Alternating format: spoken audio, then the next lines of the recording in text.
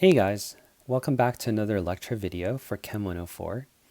In today's video, we are going to learn how to apply gas law equations for a mixed problem type setting. Before we work through these problems, I want to go ahead and quickly flash all of the gas law equations that we formulated in part 1 and part 2 of this gas law lecture video series. And so it really does help to have all of these equations right next to you. And so I encourage you guys to go ahead and pause this video and take some time to write all of these equations down on a separate sheet of paper. So that way they're right next to you for reference. So go ahead and do that. Cool. So hopefully you guys have written all of these equations down. If you guys haven't, that's okay. You guys can always rewind to this very spot and rewrite them if you need them. All right, so let's go ahead and start working through some of these problems. Now, very quickly before I begin solving these problems, it's very important for us to always apply some techniques when we're solving word problems just in general. And so it always does help to extract all of the relevant information after you guys have read the problem and just kind of write them down or rewrite them so that way your values are kind of organized and focused, and it'll help you identify what equation you guys are going to be using to solve this problem. So let's go ahead and start reading through this first problem. A sample of carbon dioxide occupies 3.80 liters at 25 degrees Celsius.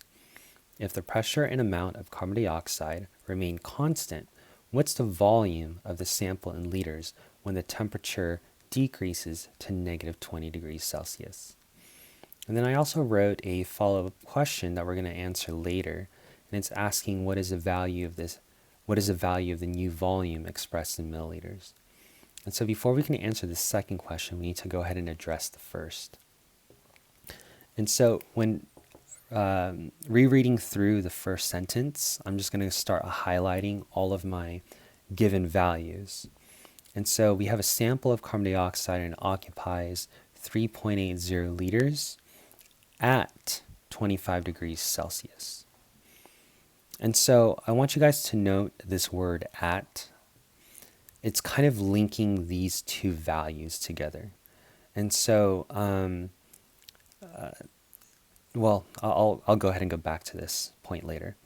And so when you keep on reading this problem, at some point you're going to see that the temperature decreases to negative 20 degrees Celsius. And so that's probably another value that we're going to be using to solve this problem. Now in green, I'm going to go ahead and identify the question and the unit that I need to solve for. And so here, what's the volume in liters?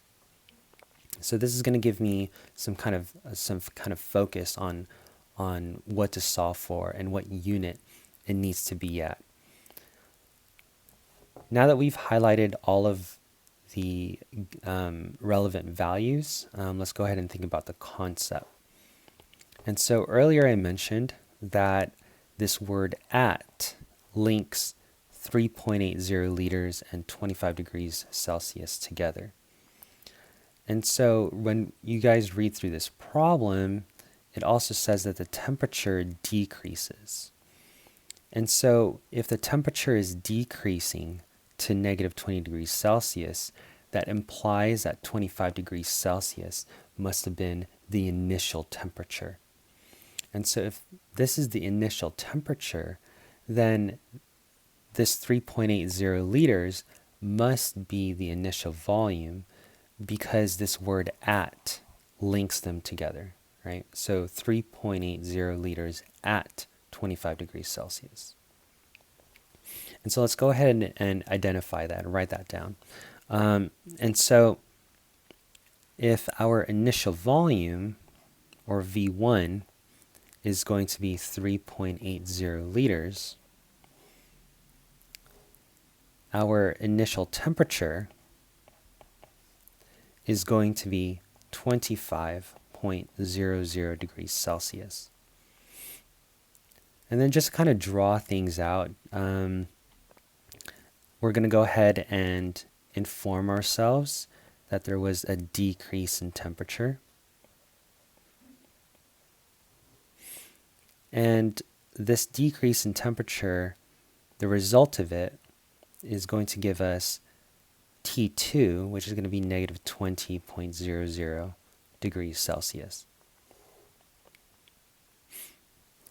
And so what we're trying to look for is the new volume at this new temperature.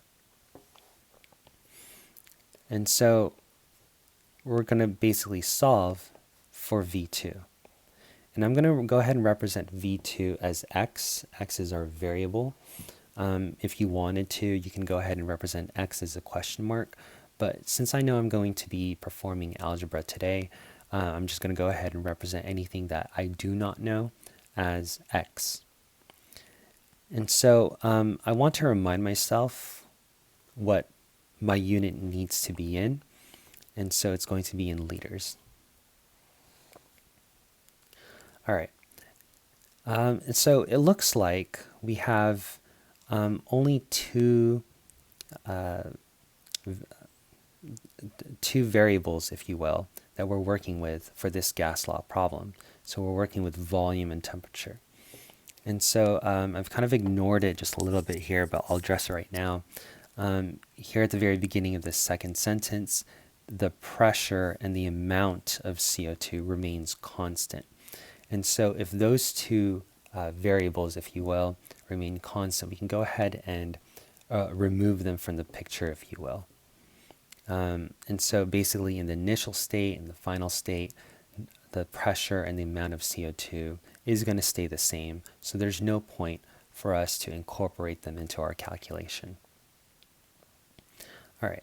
So since we're only working with volume and temperature for this gas law problem, we're going to go ahead and look at our reference sheet.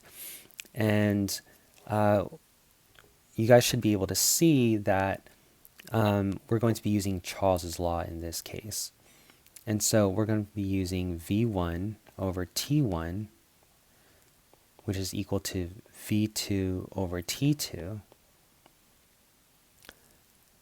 to basically figure out what the value of V2 is. Now, if you recall from part 2 of this lecture video series, whenever you guys are using Charles's law, you want to make sure that your units are matching up correctly and that you guys are using the correct unit for the correct variable. So for volume, our initial volume is in liters and our final volume is going to be in liters. So it looks like we don't really have to convert the units of liters into something else completely different. For temperature, if you look on both sides, T1 and T2, they're both in degrees Celsius. However, you guys cannot leave temperature in degrees Celsius. All temperature must be converted into Kelvin. And if you weren't cognizant of that when you were doing it on your own, when you're doing these problems on your own, notice that for this specific problem, T2 is going to be negative. And if you guys don't convert your degrees Celsius into Kelvin, you're going to basically have a negative value in your answer. And once again, you guys can't have negative volume. Conceptually, just doesn't make sense. And so I'm going to go ahead and erase this equation. And we'll come back to it later, just because it looks like we have some stuff that we have to do to temperature. And so we need to convert temperature into Kelvin. And to do so, we're going to go ahead and add 273.15 to both of these values. So we're going to add 273.15 Kelvin, 273 0.15 Kelvin. And so the T1 value that we're going to be using is going to be 298.15 Kelvin. And for T2, after the decrease in temperature has occurred, that's going to result in 253.15 Kelvin. Okay. So just for clarity, I'm going to go ahead and highlight 3.80 liters and 298.15 and 253.15 Kelvin as our values that we're going to be using to solve this problem. So now that we have converted all of our units to the correct unit that we want, we're going to go ahead and revisit this gas law equation. So V1 over T1 is equal to V2 over T2. And so all we're going to do is we're going to plug in the number corresponding to the V1s and the T1s and T2s. And so here V1 is going to be 3.80 liters, and T1 is going to be 298.15 Kelvin. V2 is going to represent our variable, or x. And then last but not least, T2 is going to be 253.15 Kelvin. And so if we substitute the variable with their corresponding value, we get an equation that looks like this. So we have 3.80 liters over 298.15 Kelvin. And that's going to equal to this variable x and 253. Let me erase that real quick.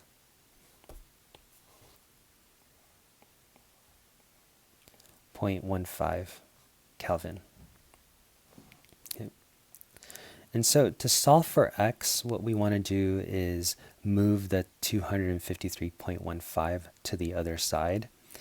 And so to do so, we're going to go ahead and apply rules of algebra. Since the relationship between x and 253.15 is a division, we're going to go ahead and do its opposite to move it to the other side. And so we're going to go ahead and multiply 253.15 Kelvin to the opposite side.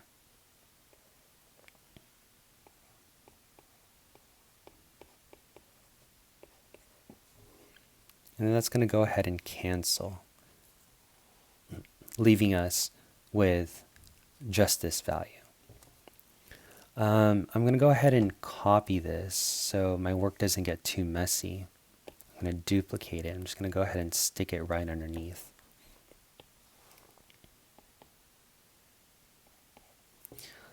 All right, so now that we've solved for x, if you will, we're going to go ahead and just cancel our units. And so notice that the kelvins cancel, leaving us with just units of liters, which is really what we want according to our problem. We're addressing our problem. Cool. So now that we have all of this set up, we're going to go ahead and plug it into our calculator. And so if you guys plug this into your calculator, you'll get 3.2264. There's just a whole bunch of numbers past that 4. Now, for chemistry and physics, you always want to be precise. You want to report your answer through the correct number of significant figures. And so if you guys look back at the work that we've done, let's go ahead and count sig figs. And so here, there's about 5 sig figs. There's about 3 sig figs. And there's, once again, 5 sig figs at the bottom. So this 298.15 represents 5 sig figs. And so since this is all multiplication and division, The rule of sig figs when you multiply and divide is to keep the least number of significant digits. And so here in this case, 3 would be the least compared to 5. And so I'm going to go ahead and put a mark above the 2, the second 2, on the hundreds place, just to remind me that I need to round up to that number. And so since the number to the left of the second 2 is 6, this is telling me that if I want to report my answer to the correct number of significant figures, I need to round that value up. So that's going to be 3.22. And since our final unit is in liters, according to our work, we're just going to go ahead and write that in. Or I'm sorry, 3. Sorry. 3.23 liters. Cool. And so I'm going to go ahead and box this, and I'm going to go ahead and scroll up. And then I'm going to go ahead and erase this x, and I'm going to go ahead and plug in my answer. So this is 3.23 liters. So let's think about this conceptually. So based on what you guys have learned in part 1 and part 2 of this video lecture series, we know that volume is proportional to temperature. And so if you have a decrease in temperature, we should see a decrease in volume as well. And so here we started off with 3.80 liters at 25 degrees Celsius. And when we decrease the temperature to negative 20 degrees Celsius, it affected the volume of the gas. And so the final volume of the gas at that specific temperature is 3.23 liters. And so conceptually, our answers makes sense. And so hopefully you guys can use that train of thought, that logic, to qualitatively assess whether or not your answer makes sense. Now, if you get like 5 or 6 or 10 liters for V2, and if you were to think about the concept, it really wouldn't make sense. And so hopefully that'll help you kind of check your work, if you will. Now, before we move on to the second problem, we're going to go ahead and address the second question. What is the value of the new volume expressed in milliliters? And so this is nothing more than a prefix conversion. So if we have 3.23 liters, if we want to express this value in milliliters, all we're going to do is convert our unit from liters into milliliters. And to do so, I want to be able to cancel out this liter. So I'm going to go ahead and put that in my denominator. And so now that I have my units set up correctly in this dimensional analysis, I'm just going to go ahead and think about the relationship between milliliters and liters. And so if you have 1 milliliter, that's equal to 1 times 10 to the negative 3 liters. Once again, so milli does represent times 10 to the negative 3, so this is an equivalent expression. Another way that you might see this, I'll just go ahead and write it underneath.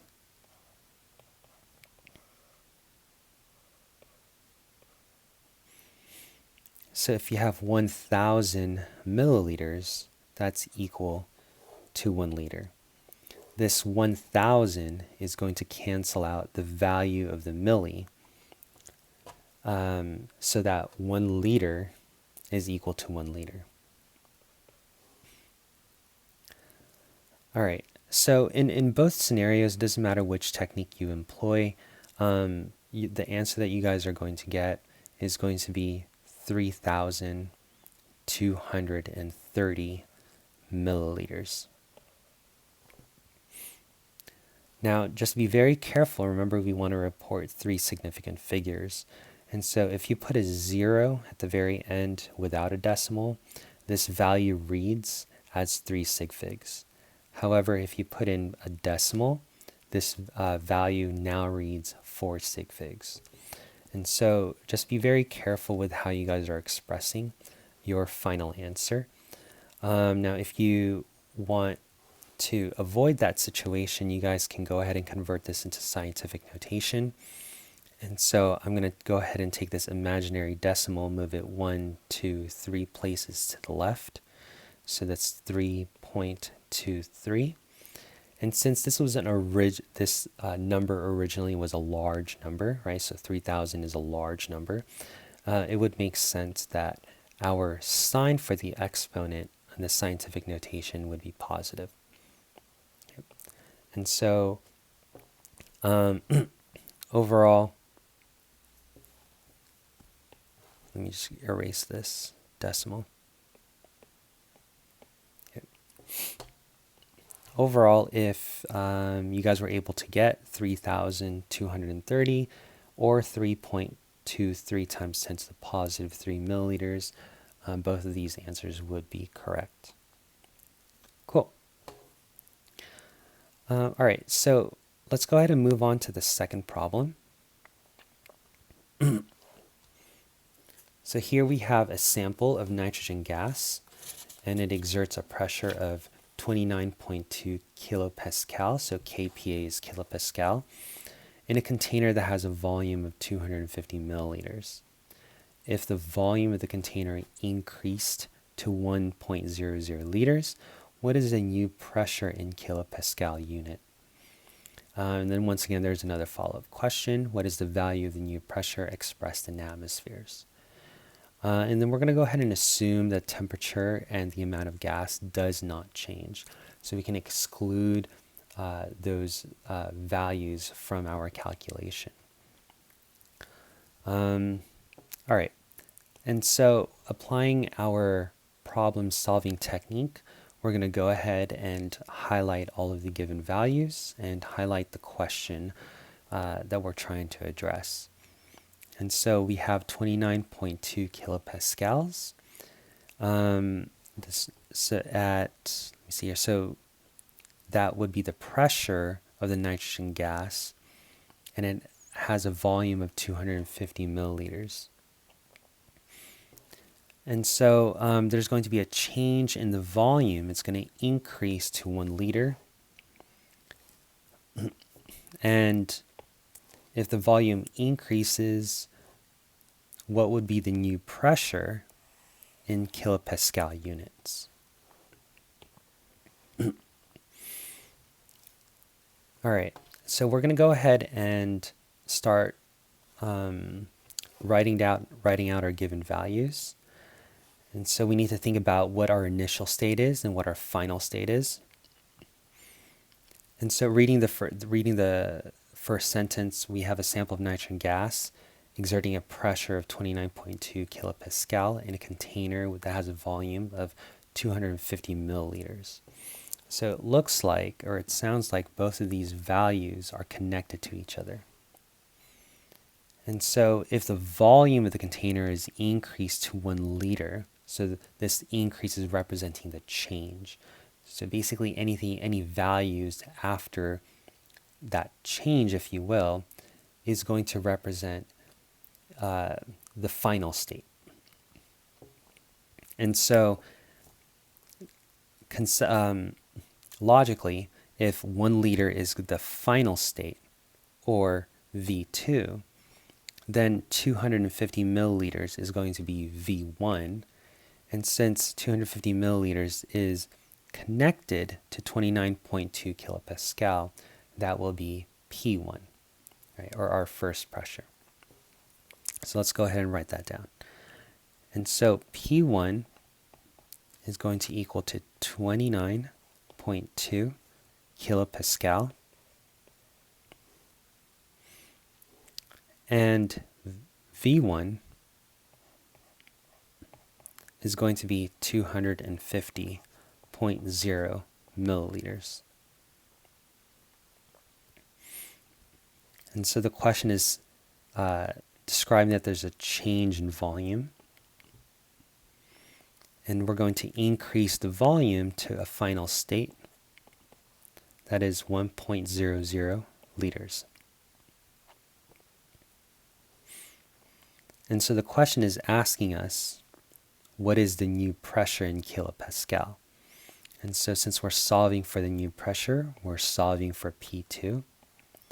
And then since we don't know that current pressure, we're just going to go ahead and represent it as a variable x. So just to make sure that my units, just to make sure I have a focus on the unit that I'm solving for, I'm going to go ahead and write that down because that's what it says in the problem. All right. And so it looks like we have only two variables that we're going to be working with, pressure and volume. So if you guys look at your little cheat sheet or your reference page with all of the gas law equations, it looks like we're going to be using Boyle's law in this specific problem. And so Boyle's law is going to be P1 times V1 is equal to P2 times V2.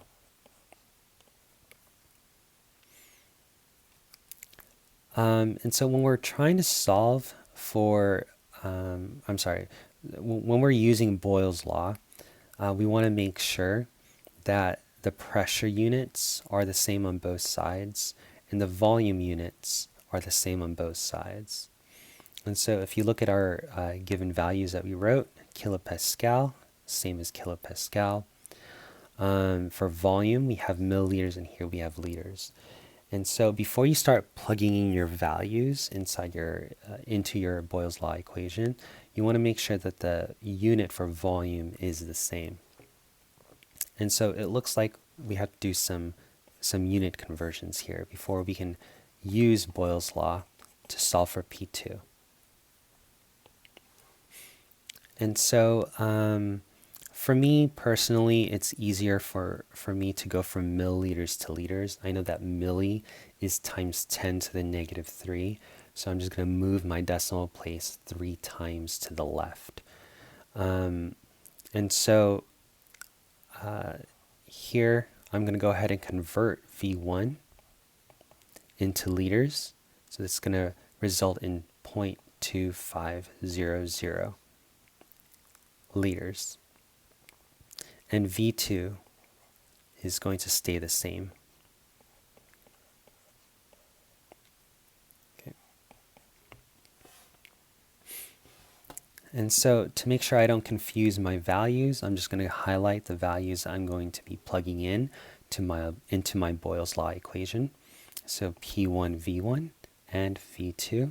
And we're going to go ahead and plug in x, the value x, into the equation.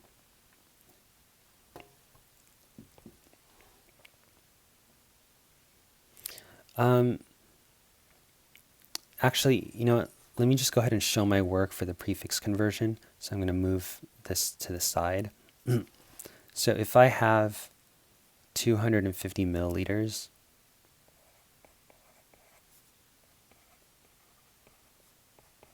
I can go ahead and do a prefix conversion. And I'm going to go from milliliters to liters. And so since I want to go from milliliters to liters, milliliters needs to be canceled out. So I'm going to go ahead and put the unit of milliliters at the bottom. And so now that I have my units matching up so that my milliliters cancel, leaving me with liters, I'm going to go ahead and create an equivalent expression between liters and milliliters. And so if I have, for instance, 1,000 milliliters, that's equal to 1 liter. Another way that you guys can express this prefix conversion or write this prefix conversion is if you express the true value of milli to the side that doesn't have it. And so once again, if I have milliliters and liters, milli is times 10 to the negative 3. And if you look at the numerator, there's no indication of like a milli. And so I can go ahead and represent the word milli by writing its value to the side that doesn't have it. So here we have 1 times 10 to the negative 3 liters. That's equal to 1 milliliter. And so basically we have 1 milliliter is equal to 1 milliliter. Okay. And so when you guys are working through prefix conversions, you guys just want to make equivalent statements. So if you plug both of these, doesn't matter which technique you guys use, if you guys plug both of these into your calculator, you guys will get 0.2500 liters. Cool. All right, so I just want to make sure I show my work in converting 250 mils to liters. So now that we have all of the values for us to plug into the Boyle's law equation, and all of the units just kind of match up to the left and the right side of the equal sign, we're going to go ahead and just plug our values in. So we're going to rewrite the Boyle's law equation. So P1V1 is equal to P2V2. So P1 is going to be 29.2 kilopascals, and V1 is going to be 0.2500 liters. P2 is going to be our unknown, so that's going to be represented as X, and V2 is simply going to be 1.00 liters. And so to solve for X, I'm going to go ahead and divide 1.00 liters to the opposite side. So the current relationship, the current operation between X and 1 liter is a multiplication.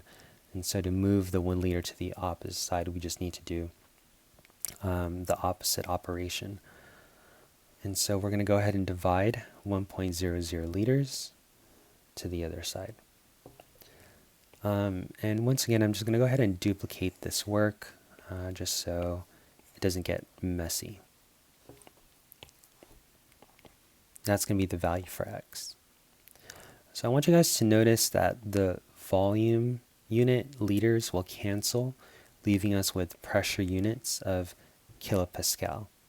So if you guys plug this into your calculator, the value of X that you guys should get is 7.30 kilopascal. Okay. Let me rewrite that 3.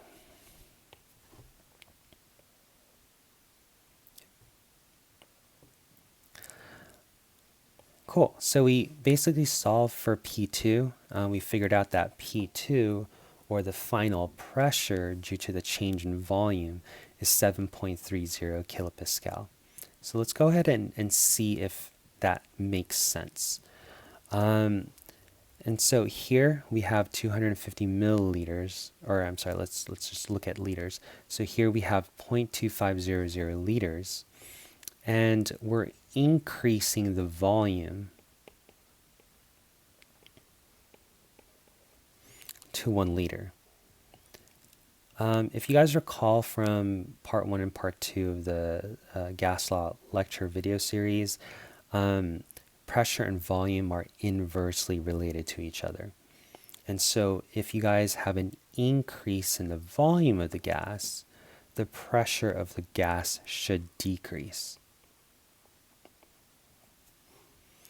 And so let's go ahead and revisit the answer that we got for pressure, which is 7.30. And I'm going to go ahead and erase the value for X and plug in what we calculated. So 7.30 kilopascal.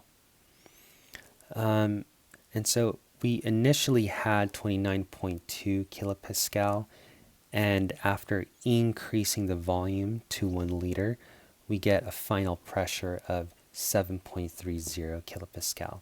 And we do see a decrease in value. And so conceptually, it does make sense that our final answer is lower than our initial pressure. Cool. And so let's go ahead and address that second question. What is the value of the new pressure expressed in atmosphere? And so all we're going to do is perform a unit conversion specifically for pressure. And so if we have 7.30 kilopascal, and if we want to express this in atmosphere, we need to look through our our pressure conversion table.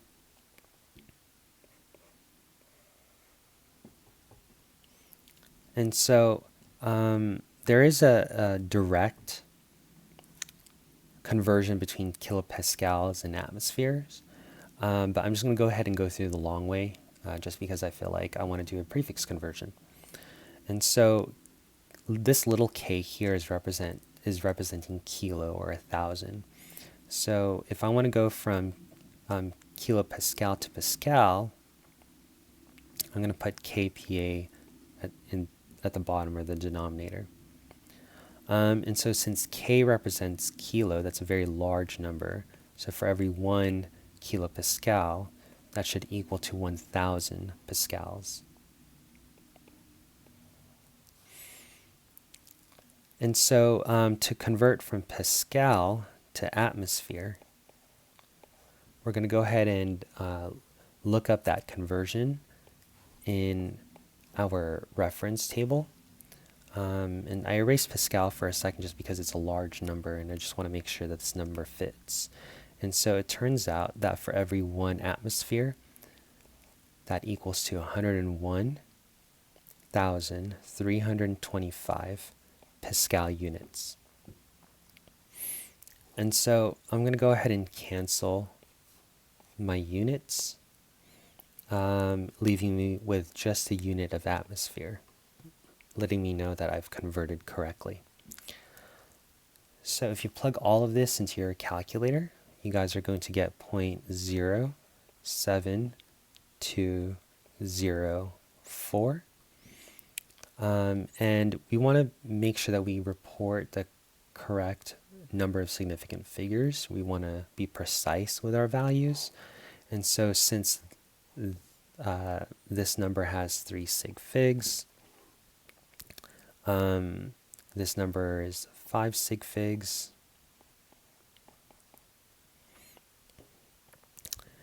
and this 1,000, it's going to be an exact number. The 1 is an exact number. This one is an exact number. It looks like we're just going to report 3 sig figs in our final answer. And so the first 3 significant digits is 7, 2, and 0. And so our final answer is going to be 0.0720. So since this 4 is less than a 5, the 4 is going to be rounded down. And our final unit is going to be an atmosphere. So this is what our pressure unit looks like in atmospheres if we convert from 7.30 kilopascals. Cool. All right, so hopefully you guys are getting a better feel for these gas law problems, and we're going to work through about 4 more here. So for question number 3, we have a sample of gas that has a temperature of negative 20.15 degrees Celsius with a pressure of 1.55 atmosphere. If the pressure increased by 42 degrees Celsius, what is the new pressure of the gas in torr? And once again, we're going to assume that the volume and the amount of gas does not change. So very similar to the past 2 problems that we've kind of gone through, I'm just going to go ahead and highlight my given values.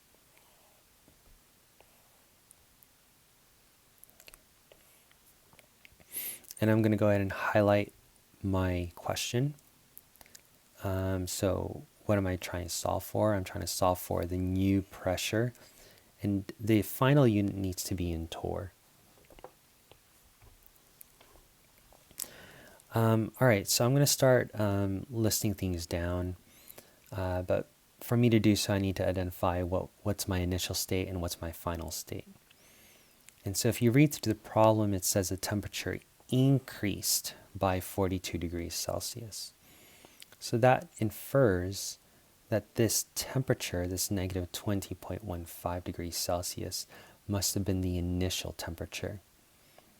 And so since we have this word with, right, so negative 20.15 with a pressure of 1.55 atmosphere, that's kind of linking those two numbers together such that the 1.55 atmosphere is also representing the initial pressure. All right, so I'm just going to go ahead and write that down. We have P1 as 1.55 atmosphere. And we have T1 as negative 20.15 degrees Celsius. And so the question is asking us, what is the new pressure in torr? So P2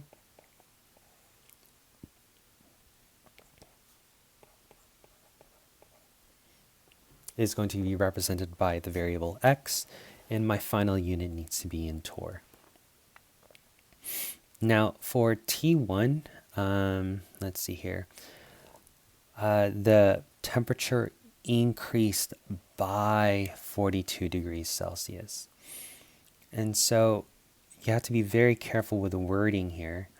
If the temperature increased by 42 degrees Celsius, 42 degrees Celsius is not the final temperature.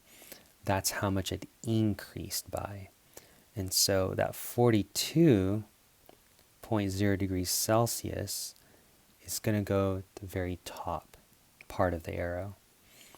And so T2 is going to be the result of the addition of the 42 to the negative 20.15 degrees Celsius. And so the T2 value, is going to be 21.85 degrees Celsius. So all I'm doing is simply adding 42 degrees Celsius to the original temperature, giving me my final temperature. And so since we're working with pressure and temperature, if you guys look in your little cheat sheet, we're going to be using P1 over T1 equals to P2 over T2. Once again, the question says that the volume and the amount of gas does not change, and so therefore we can go ahead and take them out of the equation, leaving us with only pressure and temperature to work with. And so thinking back at the Part 2 lecture video series for gas laws, pressure units have to be the same on both sides, and the unit for temperature must be in Kelvin. And so if you look at our pressure units, we have atmosphere and we have torr. They're not the same, so we have to do some type of pressure conversion. And also, since the unit for temperature is degrees Celsius, we want to convert both of these values in terms of Kelvin. So I'm going to go ahead and erase this equation for now, because I'm not ready to plug my values in to this equation. And so I'm going to go ahead and first convert the pressure into torr. And so if P1 was 1.55 atmosphere, I'm going to go ahead and look at my reference sheet for pressure conversion. So you guys have one inside the book, and if I recall correctly, I also wrote them down during lecture about a couple weeks ago. And so atmosphere is a very, very large unit. It's a very global unit. So you have so it makes sense for the large unit to be a small number. So we have 1 atmosphere, and then that's going to equal to 760 torr. Okay. And so if you guys multiply both of those values, we'll go ahead and get 1,178 torr. And so I'm going to put a little mark above the 7 to remind me of significant digits or significant figures. And then for temperature, all we're going to do is we're going to add 273.15 to both values to convert degrees Celsius into Kelvin. All right, and so I'm going to go ahead and rewrite my given values. And so the first pressure is going to be 1,178 torr. Okay. And once again, we're going to figure out the value for P2 in torr units. And T1, when we add 273.15 to negative 20.15, that's going to give me 253.00 Kelvin. And remember, we increased the temperature by 42 degrees Celsius.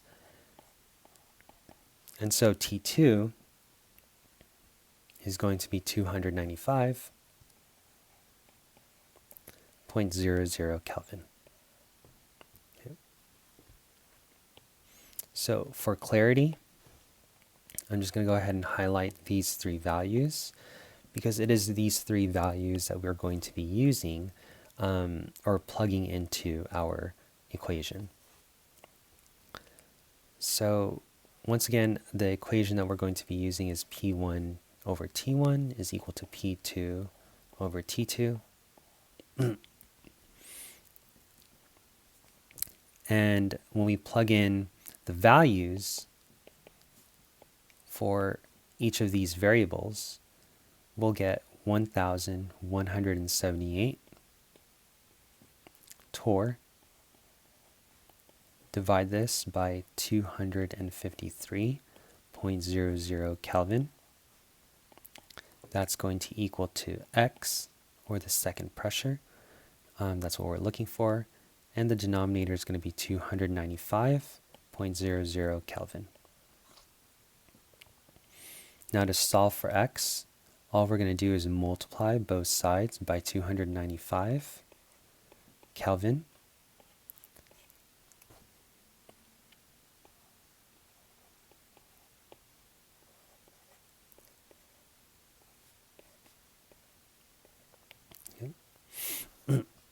And so I'm going to go ahead and duplicate this so that my work just doesn't get messy.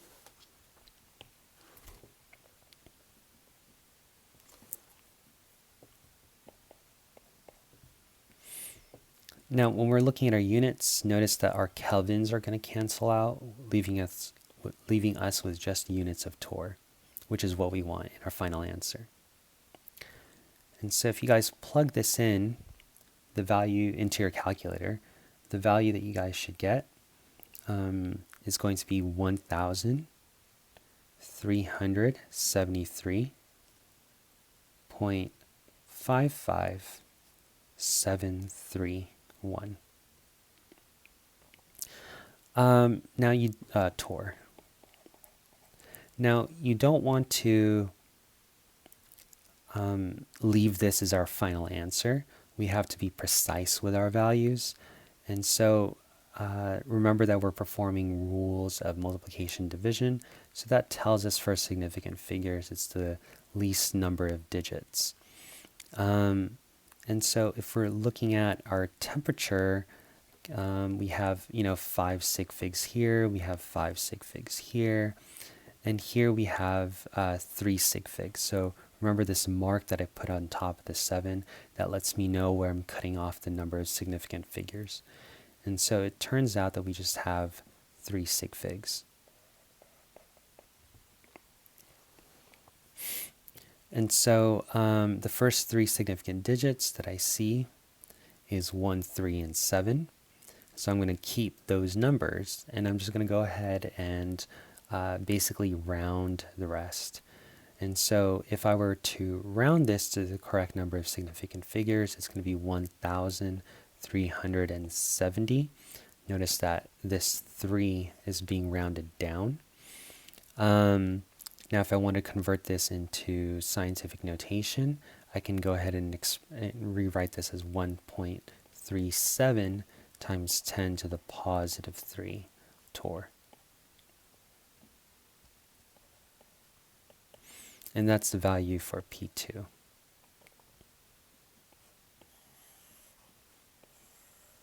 Okay. And so what we want to do is we want to conceptually check our work. So here, I'm going to erase this x, and I'm going to go ahead and write the final answer. So it's 1,370.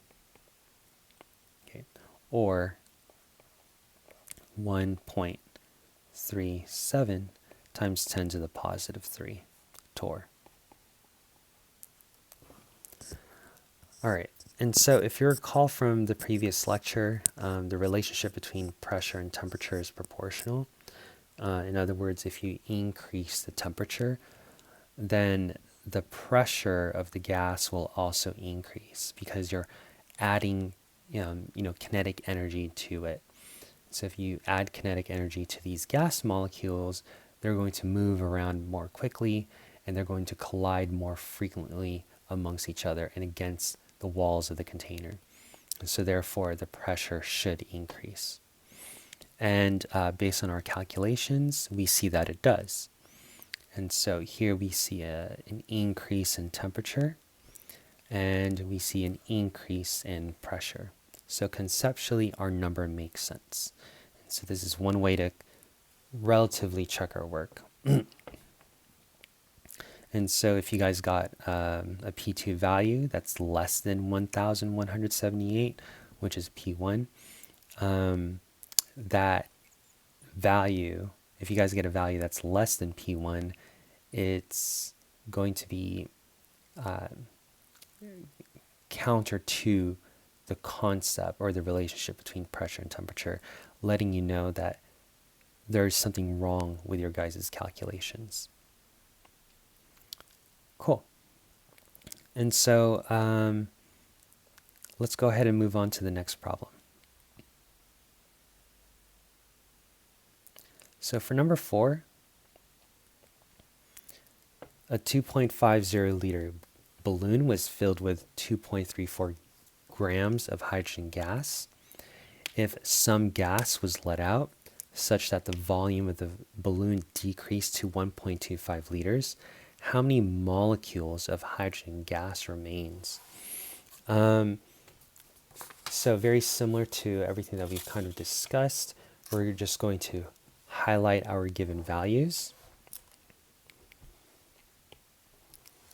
So here we have 2.50 liters, and we have 2.34 grams of hydrogen gas. And the balloon decreased to 1.25 liters. So the question that we're trying to address is how many molecules of hydrogen gas remain. So now that we've identified the values that we're working with, we're going to try to identify what's the initial state and what's the final state. And so notice that this word decreased is indicative of a change that's occurring.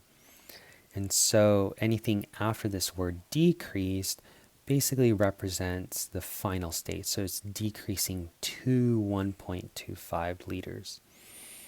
And so if this is the resulting volume, then this 2.50 liters must be the initial volume. So this is V1. And so this word with kind of connects 2.50 liters with 2.34 grams. And so if this is initial volume, then this must be the initial amount.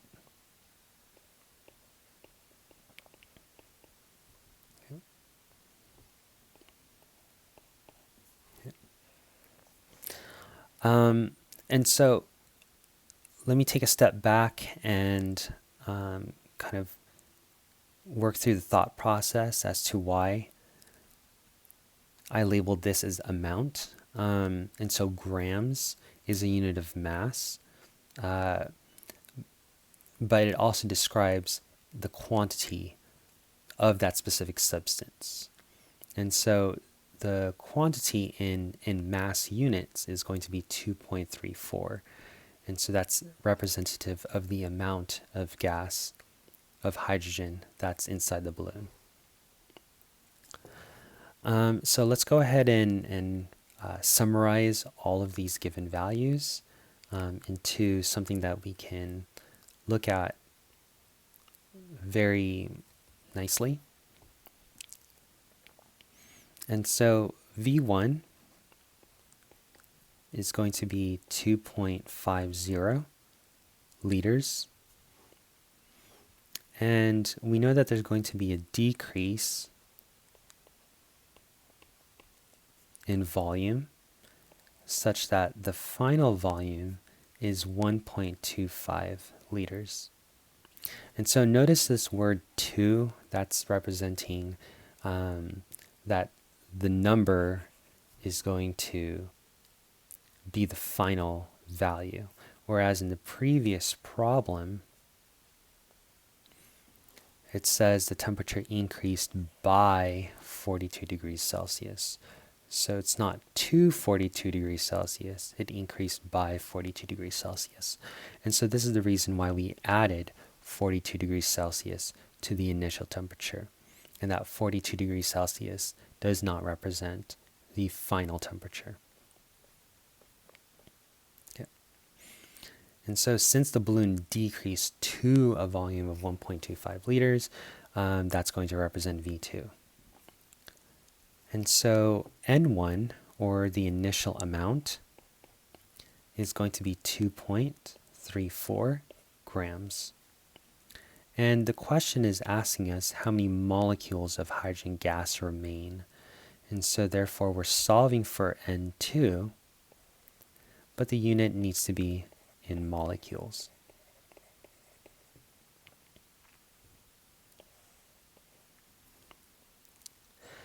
And so I want you guys to go ahead and look at the cheat sheet or the reference that you wrote down from the beginning of this lecture. And hopefully you guys have identified that we're going to be using V1 over N1 is equal to V2 over N2. So basically Avogadro's law. And so when we're using Avogadro's law, we just want to make sure that the units are the same on both sides. So liters is liters. So liters in the first volume, it's liters in the second volume, so that's fine. We don't have to convert that. So here in this case, we have grams for the initial amount, and our final amount needs to be in molecules. And so it lets us know that we can't plug in our values into this equation just yet. We want to go ahead and convert grams into molecules before we can plug that into our equation. And so we have 2.34 grams of hydrogen gas. And to convert that into molecules, we need to go into moles. And so if you recall from the previous chapter, we have to create a solution map. And so our final unit needs to be in molecules. But to get to molecules, we have to go through moles first. So we want to go from grams to moles, so grams of hydrogen gas to moles of hydrogen gas. And then from moles of hydrogen gas, we can finally get into molecules of hydrogen gas. And so you guys can think about it this way. If you guys go to a grocery store and you guys took a whole bunch of like fruit and you put it in a bag, and you put that bag on a weigh scale, that's going to spew out the mass of that fruit. Now the bag itself that holds the fruit is going to represent moles. And the fruit itself is going to represent the particles or the molecules that's inside that bag. And so it kind of makes sense that our solution map is set up this way. So we're going like from the weigh scale, which is grams, to the bag. And then from the bag, we're going to go inside the bag, and we're going to count the number of molecules. So that hopefully that helps you out in terms of understanding why we have to go from grams to moles and moles to molecules. Cool. And so to finalize this dimensional analysis, we want to make sure that our units cancel. So everything in the numerator in the previous dimensional analysis is going to go in the denominator. So this is going to be grams of H2. This is going to be moles of H2. Okay. So we're basically putting this unit in the denominator.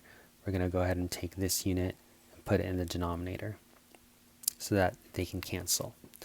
This also allows us to understand the conversions that we're going to be performing.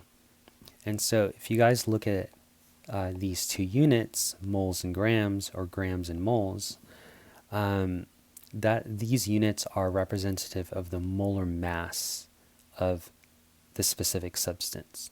And so for us to convert grams into moles, we need to figure out the molar mass of hydrogen gas first. And so I'm going to abbreviate molar mass as capital M, capital M. And the molar mass of H2, it's going to be 2 hydrogens. So the atomic mass of hydrogen is 1.008 grams per mole. And so if you multiply that out, that's going to be 2.016 grams per mole. Okay, so this is the molar mass of hydrogen gas. And so we can go ahead and extend this line. And by extending this line, this allows us to see that the 2.016 is connected to grams.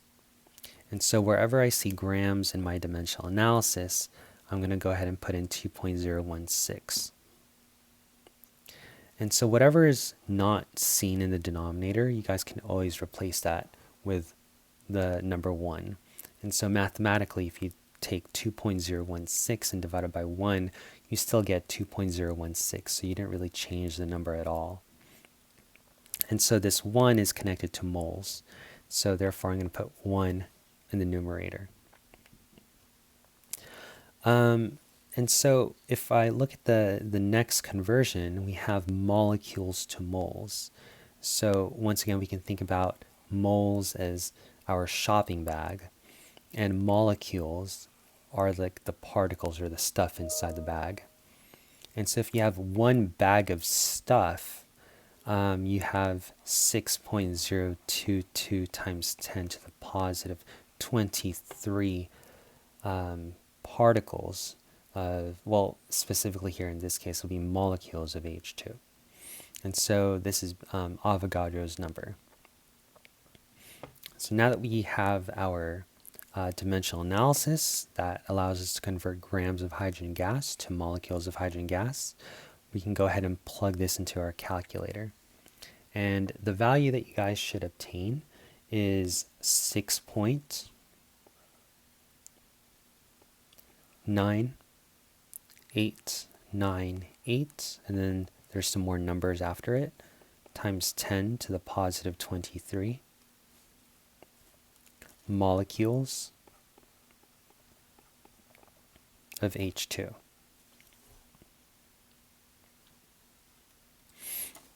And so we want to be precise with how we report our values.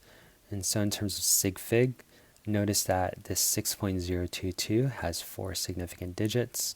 That 1 in the denominator is going to be an exact number, so we don't include it into our sig fig count.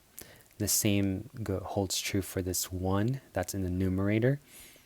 And so in the denominator, we have 2.016. That's going to be 4 sig figs as well. And then last but not least, we have 2.34. And so 2.34, there's 3 significant digits. And so it looks like 3 sig figs is the least amongst all of these values. And therefore, we need to report 3 sig figs. So I'm going to go ahead and put a mark above the 8 to remind me that I need to round up to that specific digit. And since 9 is greater than 5, I'm going to go ahead and take that 8 and round it up. So this is going to be 6.99 times 10 to the positive 23 molecules of H2.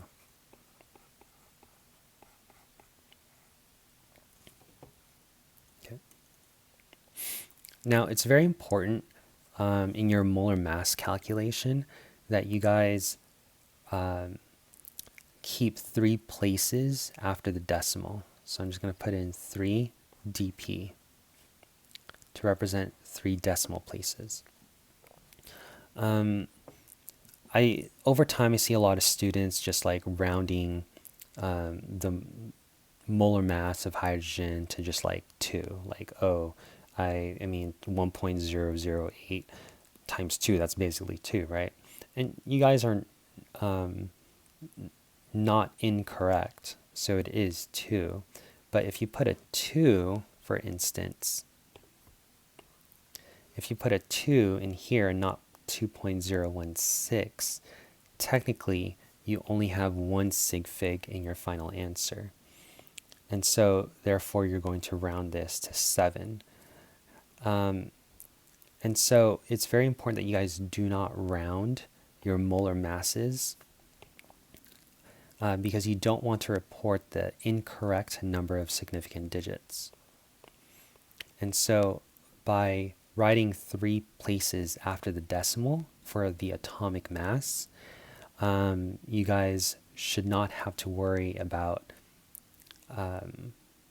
not reporting the correct number of significant digits. So typically your molar mass has more significant digits than your measurement. And so therefore your measurement should limit the number of significant figures in your final answer.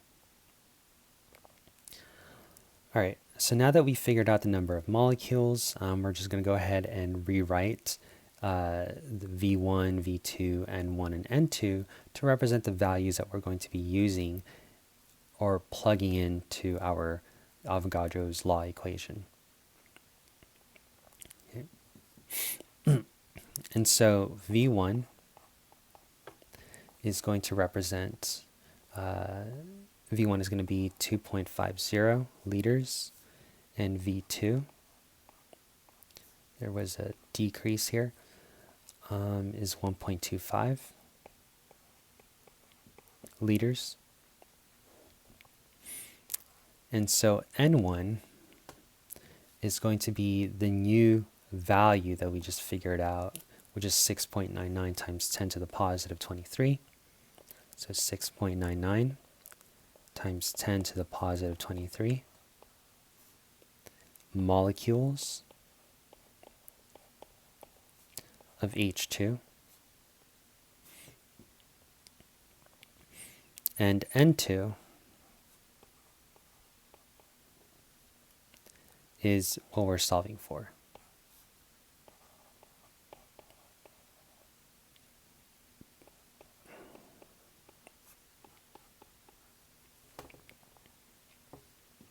All right. So now that we have all of the values that we're going to be using, or all of the numbers that we're going to plug in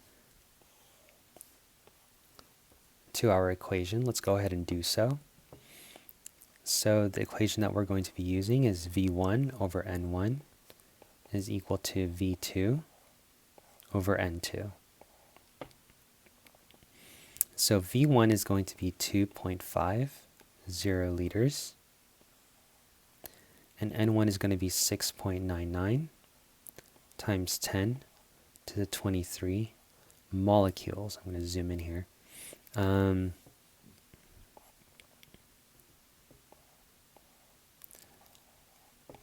Molecules of H2. Okay. And that's going to equal to V2. V2 is 1.25 liters. And then we're going to go ahead and divide that by x. And so when you're solving for x in the denominator, we're just going to go ahead and basically cross multiply. And so when we cross multiply, we're going to get 2.50 liters times x, which is equal to 1.25 liters times this by 6.99 times 10 to the positive 23 molecules of hydrogen gas. Okay. And so to solve for x, we're going to go ahead and divide 2.50 liters to the opposite side, allowing us to cancel the two volumes. This also cancels.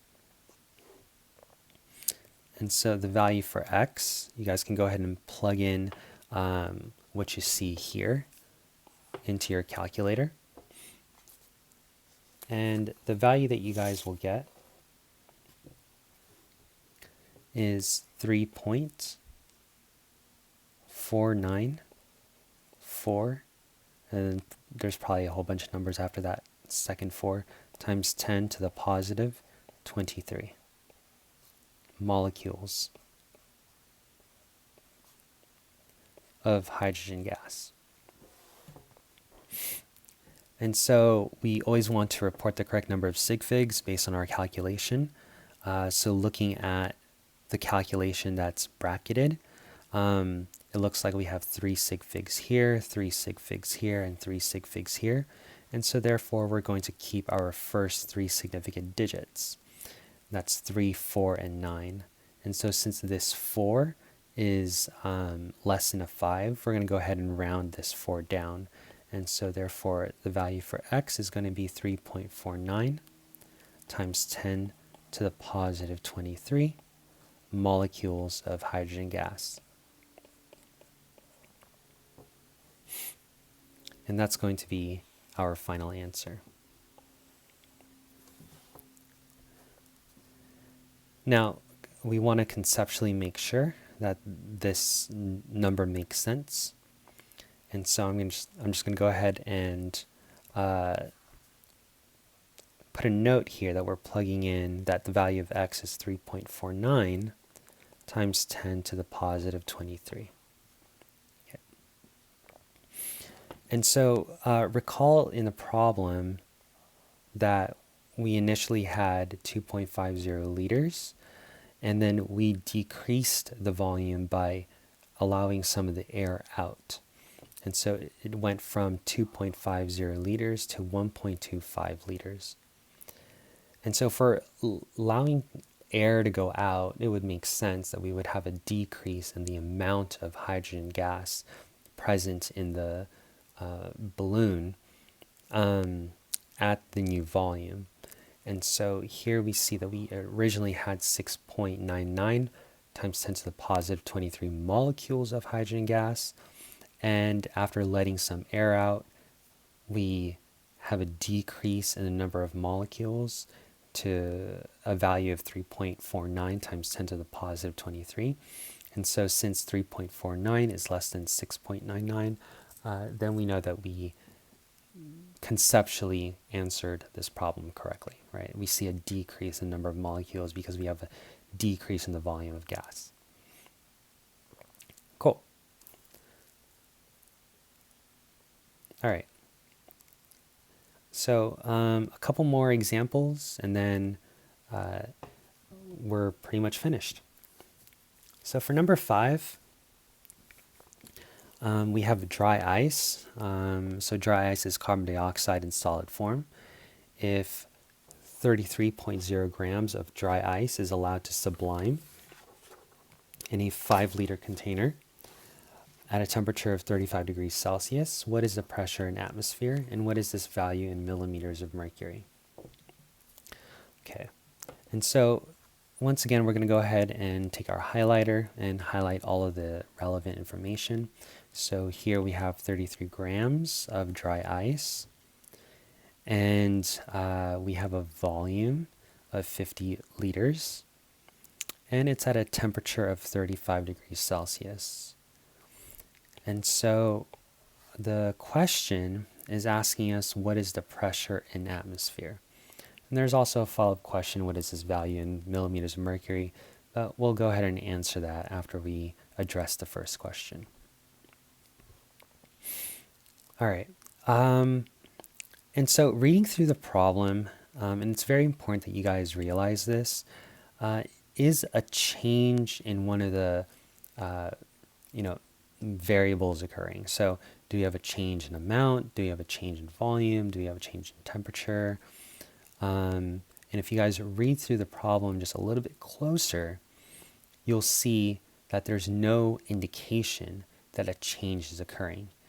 It's simply stating that if you have 33 grams, if you have this amount at this volume, at this temperature, what is the pressure? And so if you guys are looking at your gas law equations, it's giving us one type of amount, only one type of volume, and one type of temperature. And so the only gas law equation that fulfills this brief, if you will, is our ideal gas law. So PV equals to nRT. So notice that in this equation, we only have one pressure, one volume, one amount, one temperature. Whereas if I scroll up to this previous problem, and you guys can,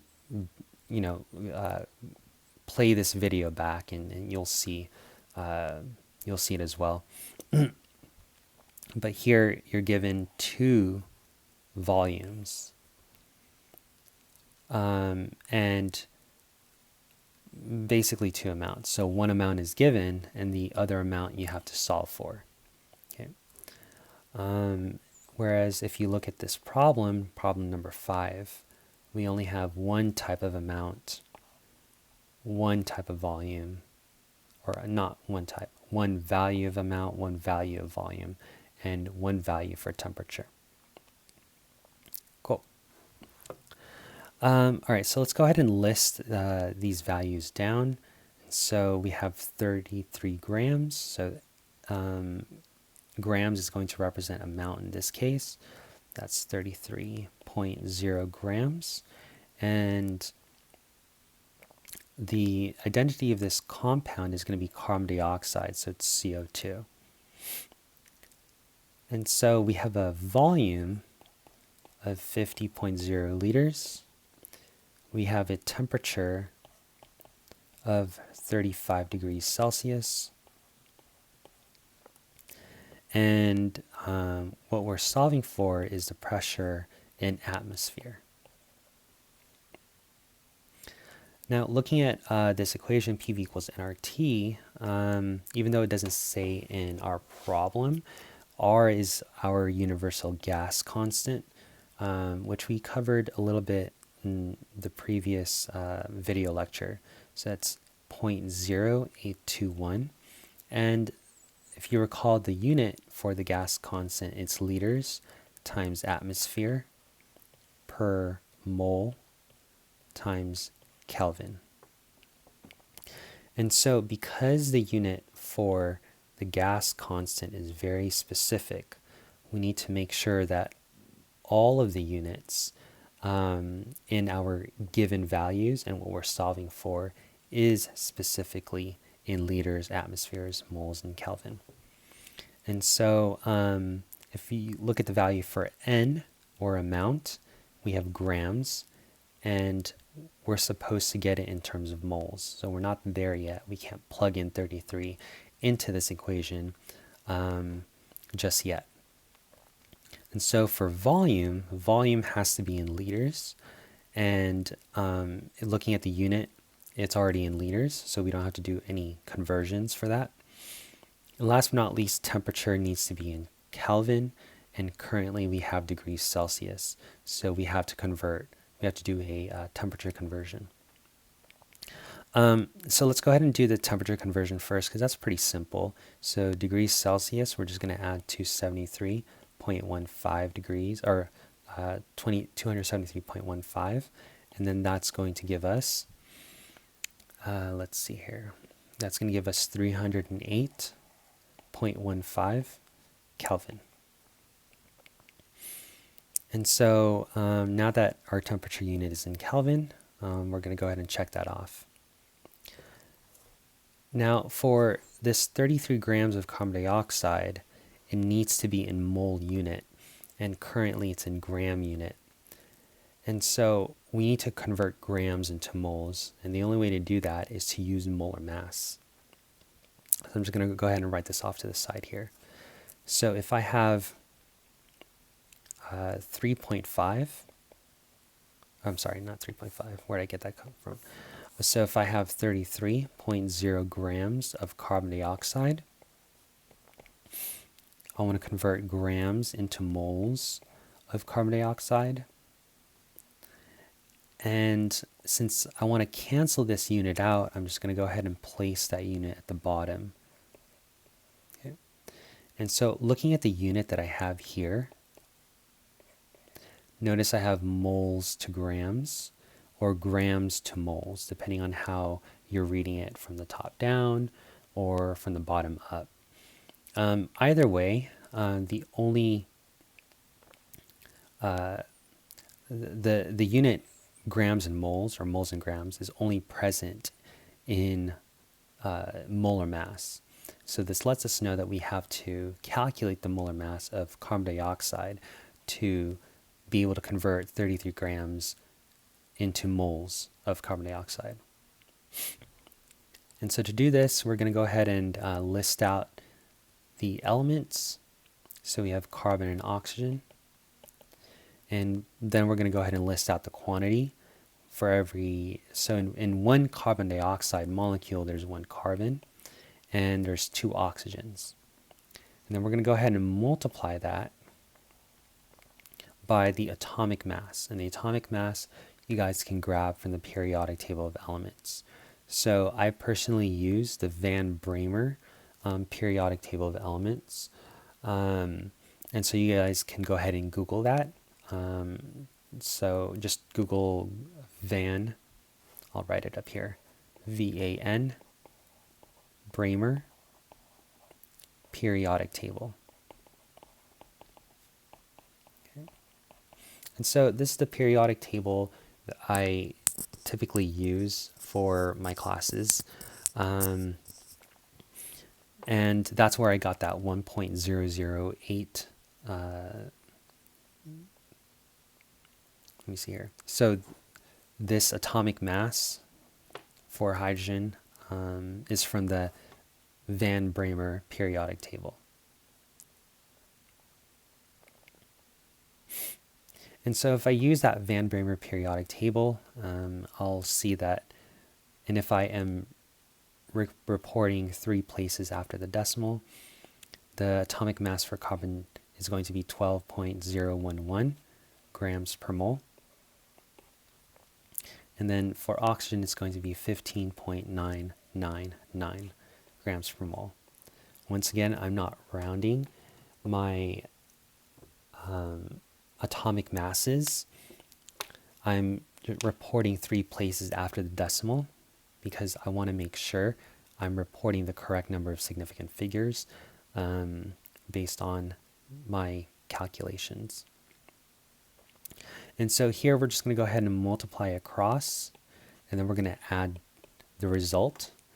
And so if you multiply across, so 1 times 12.011 plus 2 times 15.999, we are going to get an atomic mass of, or I'm sorry, a molar mass of 44.009 grams per mole. And then once again, we can go ahead and extend this line further, letting us know that this 44.009 belongs to grams. And anything that's not shown, there's an invisible 1. So there's going to be 1 mole. So for every 1 mole, there's 44.009 grams of carbon dioxide. And when you multiply across and then you divide, so 33.0 times 1, then divide that by 44.09, that's going to give you guys a value that's 0.749846. So this is the raw calculator answer for the number of moles of carbon dioxide.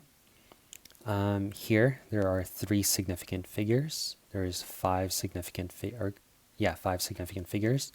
And so since 3 is the least, I'm going to go ahead and keep the first 3 that I see.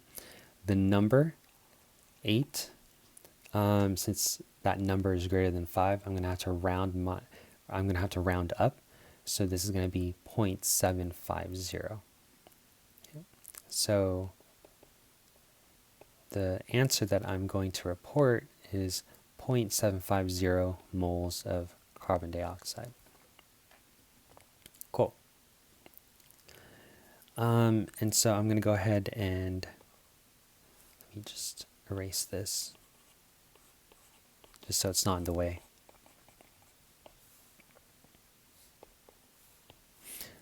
So when I perform my conversion, I get a value that's 0.750 moles of carbon dioxide. So now that I'm in my unit of moles, that kind of checks off the unit. I can go ahead and plug everything into my ideal gas law equation. And so here we have PV equals to N, R, and T. Everything is being multiplied. So pressure is what I'm looking for, so that's going to be my X. And then my volume, according to my given value, is 50.0 liters. And then N is going to represent 0.750 moles of carbon dioxide. My value R is the gas constant, so 0.0821. Remember, the unit is liters, atmospheres, moles, and Kelvin. And last but not least, my temperature is going to be 308.15 Kelvin. Okay. And so to solve for X, all we're going to do is divide 50.0 liters. 0.0 liters on both sides.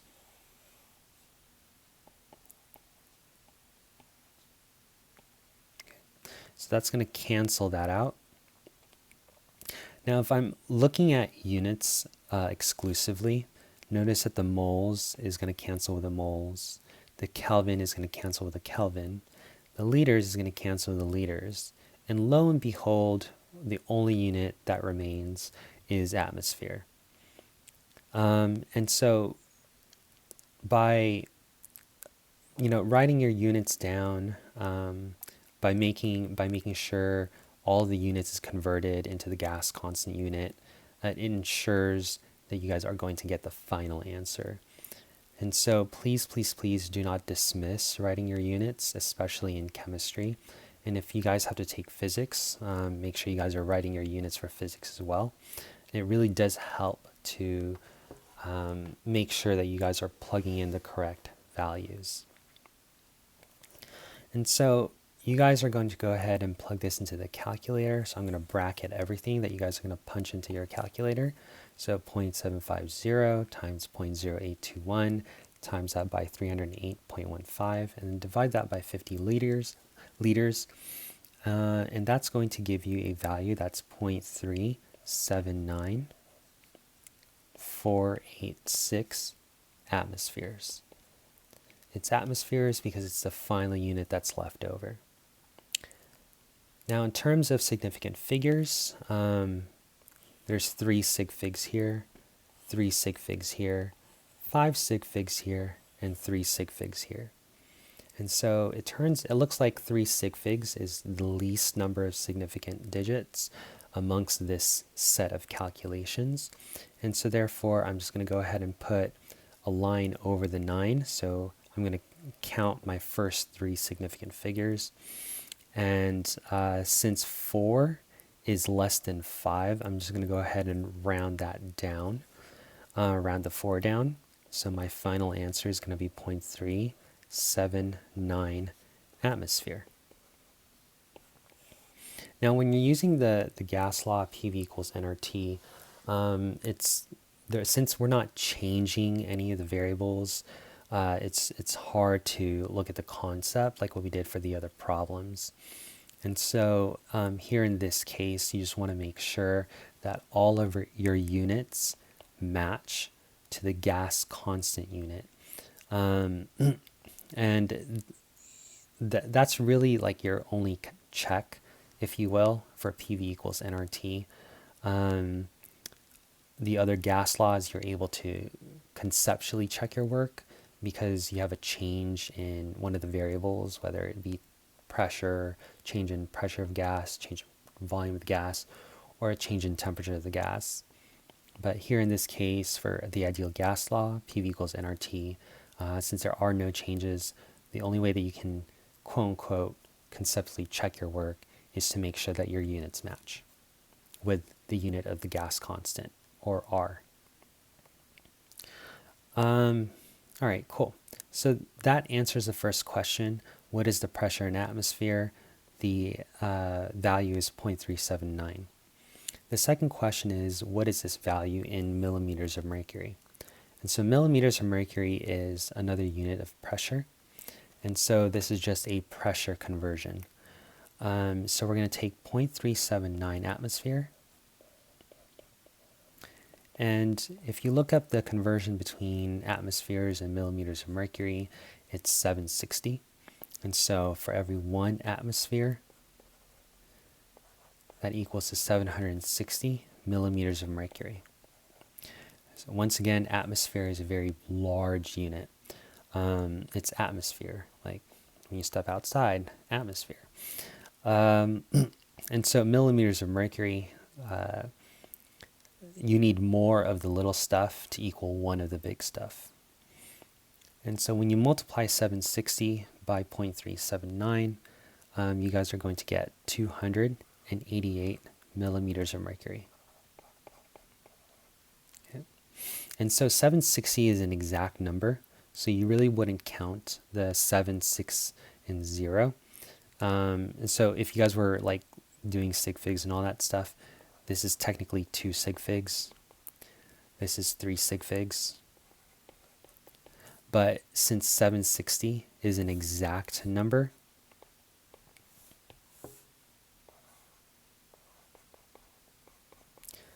you guys wouldn't take into consideration, or you wouldn't count the number you wouldn't use the number of sig figs into your sig fig count. And so our final answer is going to be 288 millimeters of mercury. Cool. And so take home message for number 5. Not everything will always be one of the gas laws that requires a change. So it's not like P1 times V1 equals to P2 times V2, or Avogadro's law, Charles' law, Gay-Lussac's law. Sometimes for some of these gas problems, they're only giving you one of each specific variable. And so if you recognize that you only have one amount, one volume, one temperature, one pressure, and there's no changes in any of those amounts, there's no changes in any of those factors, then you guys are going to be using the ideal gas law, which is PV equals nRT. All right, so let's go ahead and go over our final problem for the day. So this one's a very long problem. So for number 6, a sample of oxygen gas was in a balloon that has a volume of 956 milliliters at 27.20 degrees Celsius. The balloon was left under the sun, raising its temperature by 8.4 degrees Celsius. The volume of the balloon increased by 25 milliliters, while the pressure was found to be 825 torr. So if no oxygen gas was lost, what was the initial pressure of the balloon in millimeters of mercury? And last but not least, a follow-up question, what is this value in Pascal units? And so we're going to go ahead and read through this problem again and just highlight the main values that we're going to be using. And so we have a sample of oxygen gas that was in a balloon that has a volume. So the volume is 956 at 27.20 degrees Celsius. And so the temperature increased by 8.40 degrees Celsius. And so once again, there's that word by. So this is telling us that 8.40 degrees Celsius is not the final temperature. That's how much the temperature increased by. So we would have to add 8.40 to 27.20 to determine the final temperature. All right, so the volume of the balloon increased by 25 milliliters. So once again, we see that word by. So same idea. We have to add 25 mils to the initial volume. And here we have 825 torr, and it was found to be at 825 torr. And so that would indicate that that's the final pressure. Okay. So if no oxygen gas was lost, that means that the amount is constant. What was the initial pressure of the balloon in millimeters of mercury? So let's go ahead and write down all of our given values so we can determine which gas law we're going to be using. And so we have a volume of 956 milliliters. And so since this was before the change, then that means that these values represents the initial state. So the initial volume, or V1, it's going to be 956 milliliters. And the initial temperature is going to be 27.20 degrees Celsius. Let's see here. The question is asking us what was the initial pressure in millimeters of mercury. And so P1 is what we're solving for in this problem, and the final unit needs to be in millimeters of mercury. And so for volume, notice that the volume increased by 25 milliliters, and so therefore we're going to have to add 25.0 milliliters to 956, giving us a V2 of 981.0 milliliters. And I'm adding that 0.0 milliliters, or actually I don't really need to. Okay. And so for the temperature is going to increase by 8.40 degrees Celsius. And so therefore T2 is going to be 35.60 degrees Celsius.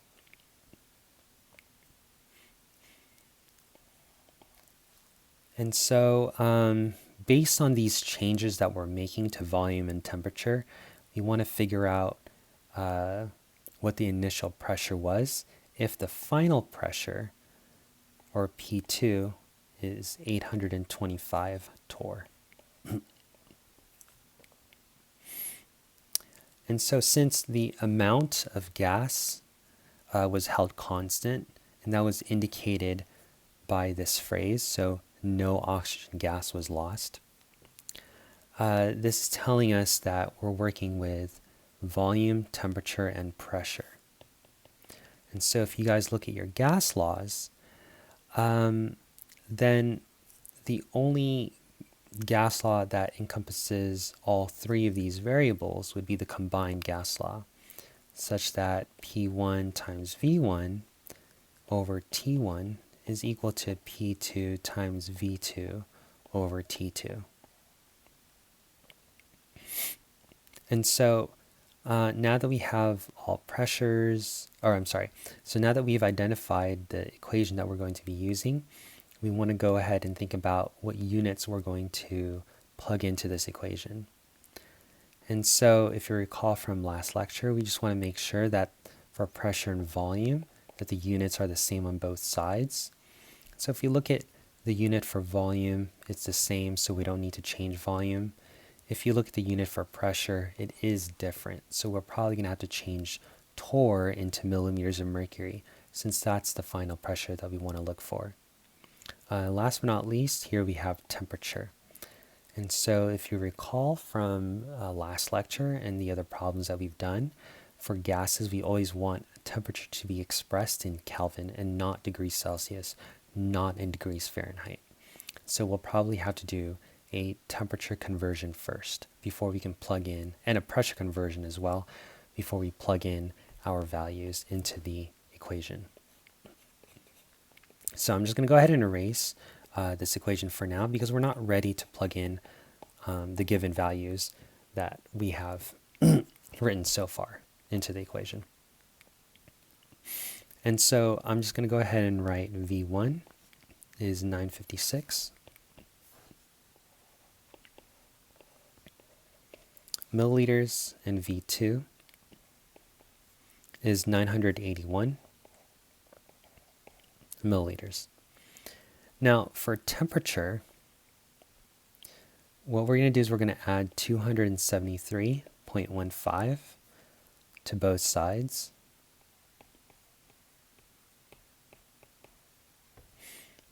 And so the resulting temperature in Kelvin, when we add 273.15 to 27.20, it's going to be 300.35 Kelvin.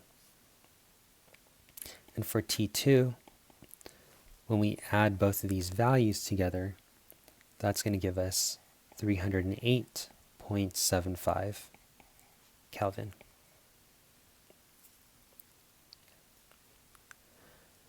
And so for pressure, it turns out that torr in millimeters of mercury is a 1-to-1 relationship.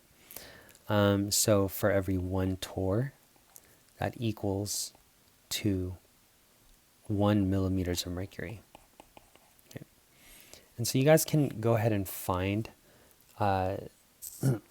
this pressure conversion or this relationship in your pressure conversion chart. And so we don't really have to do a specific lengthy calculation. We can just go ahead and rewrite P2 as 825 millimeters of mercury. So now that all of our units match up on both sides and the temperature unit is in Kelvin, we can now go ahead and plug it in to our combined gas law equation. So P1 times V1 over T1 equals to P2 times V2 over T2. Okay. So P1 is going to represent X. X is going to represent P1. And then you're going to go ahead and multiply that by the value of V1. In this case, is going to be 956 milliliters. And then we're going to go ahead and divide this by T1, and T1 is 300.35 Kelvin. Now P2 is going to be 825 millimeters of mercury. And then we're going to go ahead and multiply this by V2. V2 is 981 milliliters. And then we're going to go ahead and divide this by T2, which is 308.75 Kelvin. Now, we want to solve for X, so that means we need to move 300.35 and 956 over to the other side. And so we're going to do this in a stepwise process. We're first going to get rid of this 300.35. And we can go ahead and do so by multiplying it to the other side. And so I'm just going to go ahead and copy, or actually duplicate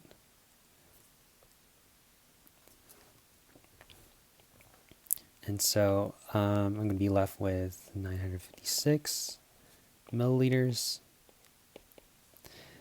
Since I'm multiplying 300.35 to the other side, that is going to be found in the numerator. So 300.35 Kelvin is now going to be in the numerator. And so to get rid of 956, I'm going to divide to the other side.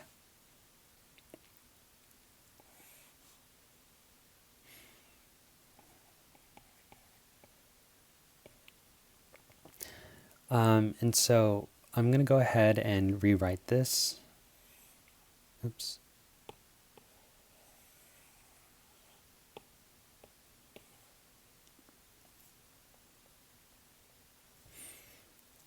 So when you guys are dividing 956, that basically goes in the denominator.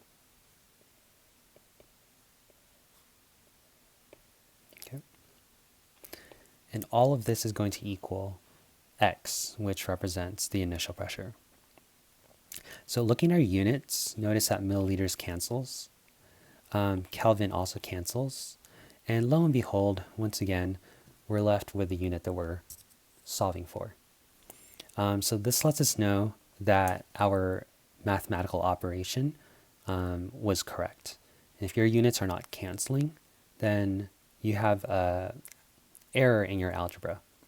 And so please, please, please don't ever skip out on your units. It will give you some type of confidence in terms of how you guys are manipulating your variables. And so all you guys need to do is plug everything that you guys see into your calculator.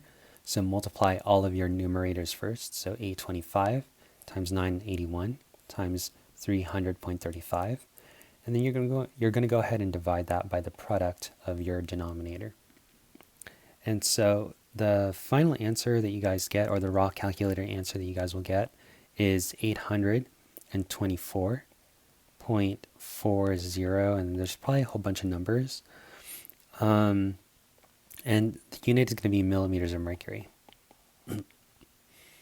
Now, once again, we want to report the correct number of significant figures. And so if you look at our work that I'm kind of bracketing with parentheses, this has 3 sig figs, 3 sig figs, 5 sig figs, 5 sig figs, and 3 sig figs.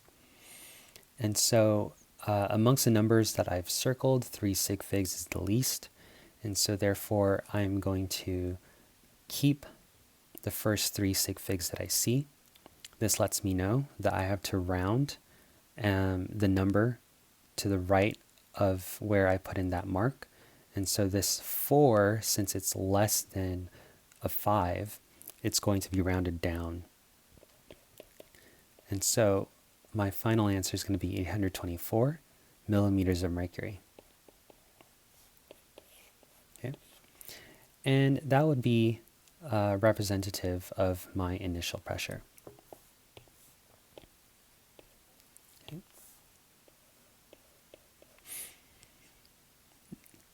Cool. And so if you guys are taking a look at what's going on here, we have an increase in volume. So I'm just going to go ahead and put a plus sign there. And we also have an increase in temperature. Now, if you guys remember the relationships between pressure and volume, it's inversely related. If you guys are looking at the relationship between pressure and temperature, it's proportionally related to each other. So this is telling us that if we have an increase in pressure, if we have an increase in volume, the pressure should be lower. But if we increase the temperature, our pressure should be higher. And so we have like these two conflicting trains of thought, these two conflicting relationships between pressure and volume and pressure and temperature. And so if I'm looking at my answer, notice that my initial pressure is 824 and my final pressure slightly increased by 1 millimeters of mercury. And so it kind of makes sense that we didn't really increase the pressure all too much, just because the relationship between pressure and volume and pressure and temperature kind of conflict with each other. And so it looks like we've just added enough temperature to create an overall increase in pressure. But that overall increase was kind of subdued by the increase in volume, which decreases pressure. So this one's a tough one to kind of conceptualize, because now we're taking into consideration the effect of pressure and volume and pressure and temperature at the same time.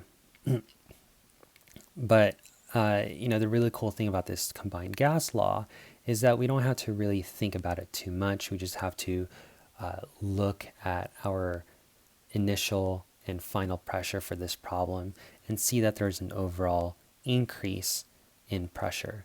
It's not a lot, but it did increase it. Cool. So now that we figured out the initial pressure in millimeters of mercury, we want to figure out the initial pressure in Pascal units. And so once again, this is nothing more than a pressure conversion.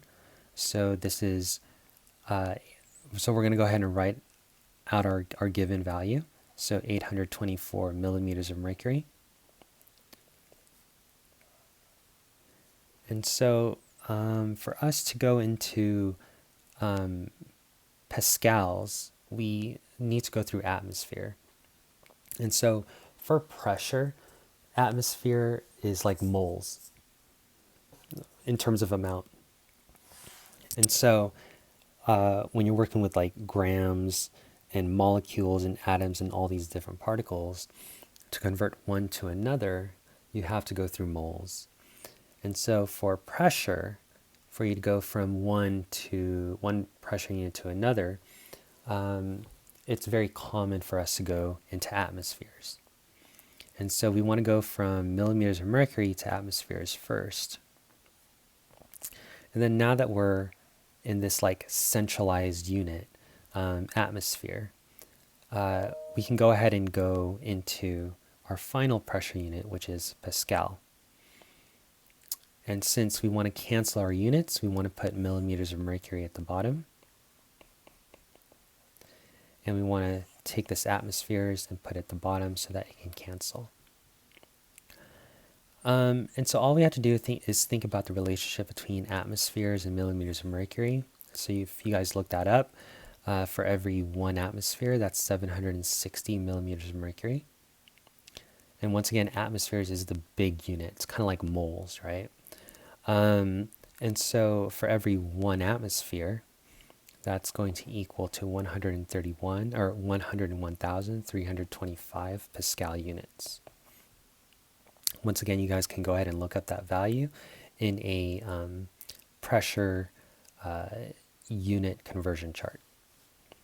And so if you multiply across and then divide by 760, you guys are going to get 109,911.535 Pascal units. And since we want to report the correct number of significant figures, notice that here we have 3 sig figs, and everything else is pretty much greater than 3 sig figs, either that or their exact numbers. And so we're just going to go ahead and keep the first 3 significant digits that we see, which is 109. And so since 9 is greater than a 5, we're going to have to round up. And so one way to express our final answer with the correct number of significant digits is 110,000 with no decimal. And that's going to be Pascal. So this is, or actually that's not even 3 sig figs. And so let's just go ahead and convert this into scientific notation. And so we're going to take this invisible decimal, we're going to move it 1, 2, 3, 4, 5 places. So it's going to be 1.10. That'll give us our 3 sig figs. And since we moved the decimal place 5 times, we're just going to go ahead and put in a 5. And since this number is 110,000, that's a large number. And so since the original number was a large number, that means that this exponent is positive. And so our final answer is going to be 1.10 times 10 to the positive 5 Pascal units. All right, and so these are all of the problems I wanted to go through. I've highlighted how to use each of the equations, each of these gas law equations into these 6 problems. And so for you as a student, one way to reinforce this material is just to kind of go back from the very beginning of this video, and you can kind of fast forward. You don't have to hear me talk because it's quite lengthy. And basically just try to do these problems on your own first.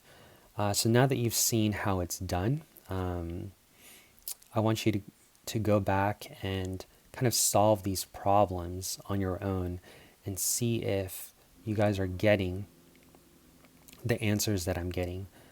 And when you guys are solving these problems on your own, you really want to utilize, some of these techniques in word problem solving that I've kind of used, and hopefully that'll help you tackle these word problems that at first glance might be very intimidating. All right, so that's it for this chapter. The next the next lecture video that you guys are going to watch is chapter 9, and that's going to cover solution chemistry. And so don't forget to always reinforce these topics by going through worksheets, by going through practice problems. And if you guys have any questions, feel free to email me. All right, guys, have a good one. Bye.